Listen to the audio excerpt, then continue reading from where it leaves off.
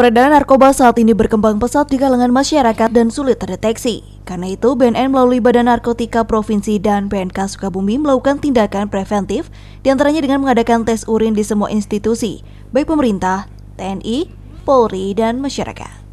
Seperti penyuluhan dan pemeriksaan tes urin yang digelar Pemkot bersama BNK Sukabumi terhadap ratusan pegawai negeri sipil yang berlangsung sejak 2 hari lalu.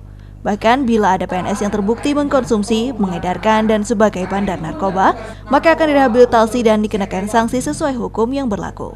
Tidak ada lembaga yang steril ya. Tidak ada lembaga yang steril. Di kepolisian pun kita kena. Di jajaran alat negara pun kita kena.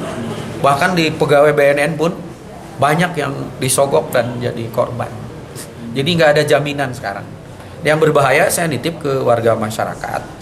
Kalau di lembaga kan mudah diawasi ya, model di sini bisa nanti SKPD ini puntenlah kita punya unit satuan tugas untuk mengawasi satuannya. Yang susah diawasi itu punten ke masyarakat, di masyarakat.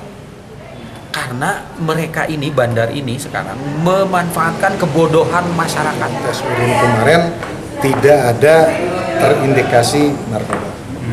Nah sekarang untuk eselon 2 dan eselon 3 mandiri kayak Kapal dan Camat itu dari 43 yang tidak hadir 7 belum.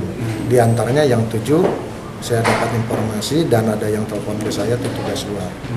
Tapi dari yang 7 ya sesuai perintah Pak Wali semua yang tidak atau yang belum tes urin agar melaksanakan tes urin.